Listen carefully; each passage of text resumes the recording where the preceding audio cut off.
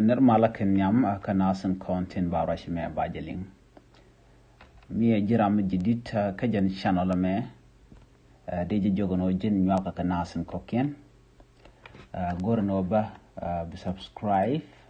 ko bladen content bakula nonka kanwar online tv biyen ga shamala jika gwaza dana paiga brekeja gorno jin ba bi notification bell bi jetwan kanwar online tv ko bladen tv kan chwa shubkaje alar banat gwasme shetani nene delush ka shawda ka dobel mis ka shanga twel amasnika delush ka shawda ka dobel mis ka shanga twel amasnika en lerme goro nyal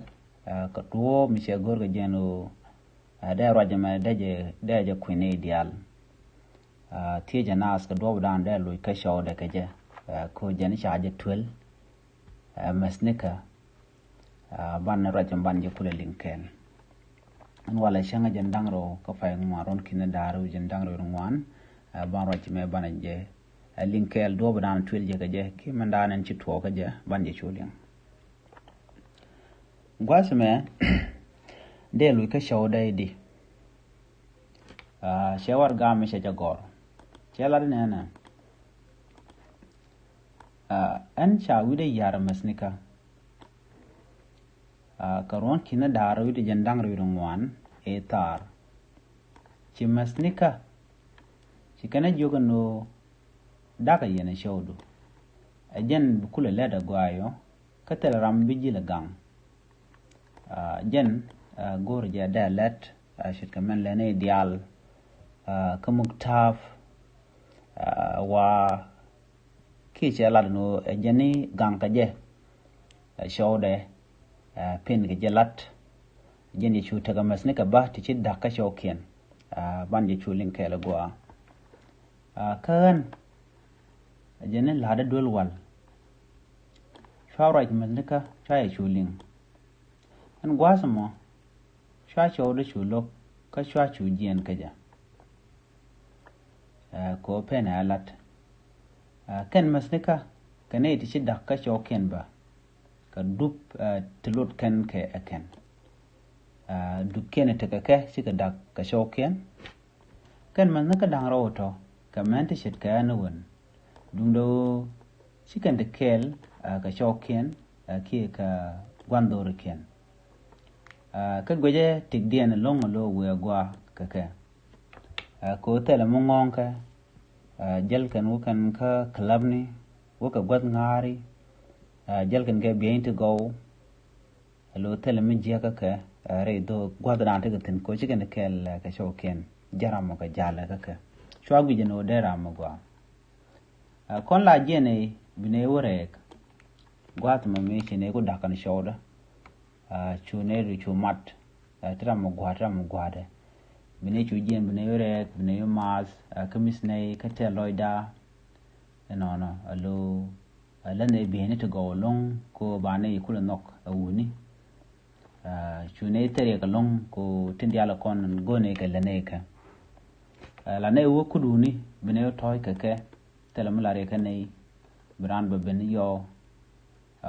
ben to shendu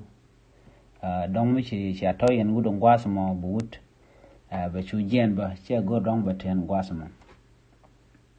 an wude ni ame shine gwaskel ma chachu gujen do donga jen biya choro mo ko de chu te dora gwadan ta tan dong ne gwakel chamat shu do mo shu ngar ka shu elok ko jen gor no poinda che goro dong de ne jikel lo de ne tikel jen che gorea gor ne mandana to pointer jen shune dat pin shwanyo go ba ka kan ne ko kien chit ka man tene kel ko ne kan nyamar ko ndila men ka ko kor gwas kan gwati ko te ko le twel te lo ko jen o dong de kel ko ne shoda ko bne wishen ne bare ki bne tu wishar kan o dong ben o gwalat ka bede dial nok loy de ka ba ka shulat chuok chwa ko kwen wun ti kan gejek chwa ko kwen wuni ti te ka dorba chu kan chwa kwen wi man ten kokien an charo da ku tish gwasme an tama cha ku kwen kan gware konte kwale twel cha kwen wi man kokien kan gwade janatin cha kwen an la shekan yam medere gwano de kwen wuda dien ko teke wuni to wante tetin wuni to take a man tishi kwen wen alo de kwen jo shik do dien na mo chwa char ke chwa je gwich kan wundo to ke wunde te ka man ken de ko de kwen jo wut ka do dien na chwa char no kan wude da ne jana kaje an che ga nyam kaje kada ne ka gat kel an shegu jano de la gwana ba u kwen wudo dien ba kwen jo chik do dien kan cha kon kwen wen an che ga nyam ka jana ka thule da ne chi nyam mare ke mas ne ka to chi ga ne thul ga ja wude nyam no ko ha she luk dung do lokaje ko dong pe na la na wulet kano cha thul le nyamar ka dob dan la na wialet ka dob dan dong tene kel ga kon shoda ka shoda no ka dung do an chu de sho bomo che gu no siang dan trar ka nyamar do siang mo ga an che gu jen tama cha de shande la nong no bawo ko na wuda dien ka ta ka show mi ne de kel ka gwa mi bar an tama an ti je ya ine tin kon tila liang anu de lui ka shoda me dan idi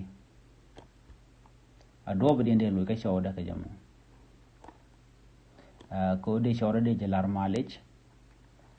kada pale ka tin kon de chalo yare wa abala nyok kam nok ka no ge dan no ga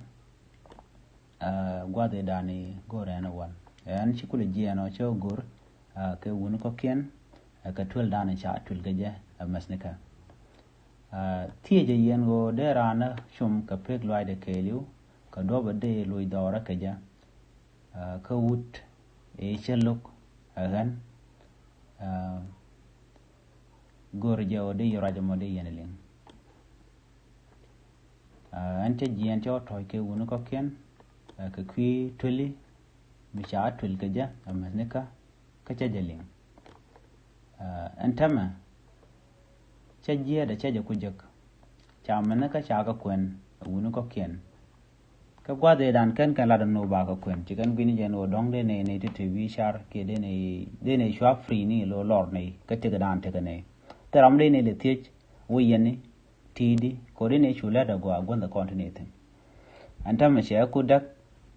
chetel do mo wa ka je ka chan gor no ba ko no dien go ne jenu de dan e chene de ke lawan gwada me jeni min tie cha kai yantama de kula loy